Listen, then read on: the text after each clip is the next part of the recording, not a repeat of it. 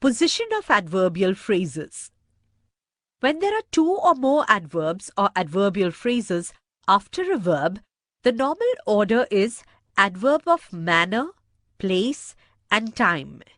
MPT. Sonam sang sweetly in the town hall last evening. Sweetly is the manner, in the town hall is the place, last evening is the time. Manner, place, and time. Prepositional phrases. Read the following sentences. First, A. He is ill. B. He still works. Second, in spite of his illness, he works. Third, A. He made a promise. B. He kept it also. Fourth, besides making a promise, he kept it. In sentence second, in spite of, and in sentence fourth, besides making, a group of words beginning with a preposition and act as a unit other than a noun phrase, an adjective phrase, or adverb phrase. Such phrases are called prepositional phrases. Participial phrases. Read the following sentences. First, hearing a noise. The boy woke up. Second, driven by hunger, he stole a piece of bread.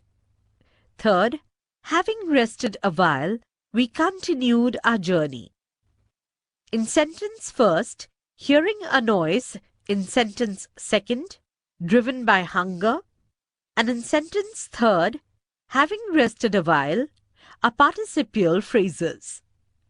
These participial phrases are formed by a present participle, or a past participle, or a perfect participle. Phrases in apposition. Read the following sentences. First, A. Sheila is my sister. B. She is seriously ill. Second, Sheila, my sister, is seriously ill. Third, A.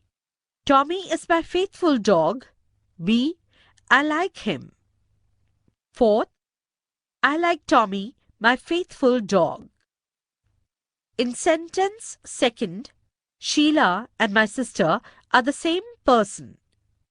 In sentence fourth, Tommy and my faithful dog are the same animal. The two groups of words, my sister and my faithful dog, are placed in apposition to the noun Sheila and Tommy. They are therefore phrases in apposition.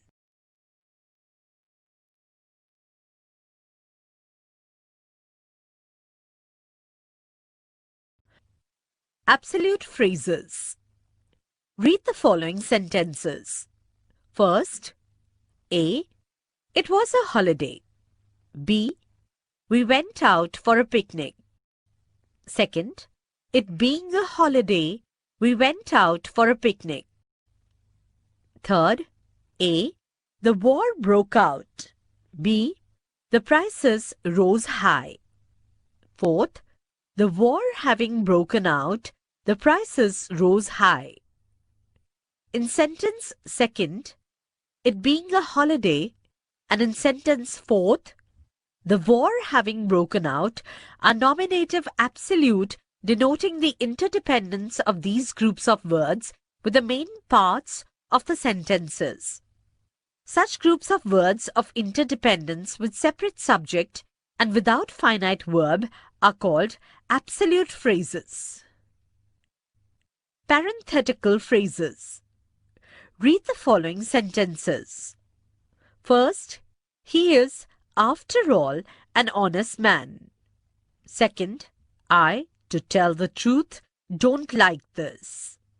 In each of the above examples, there are phrases thrown into the body of the sentences without any structural relation between the phrase and the other part of the sentence. Such phrases are called parenthetical phrases.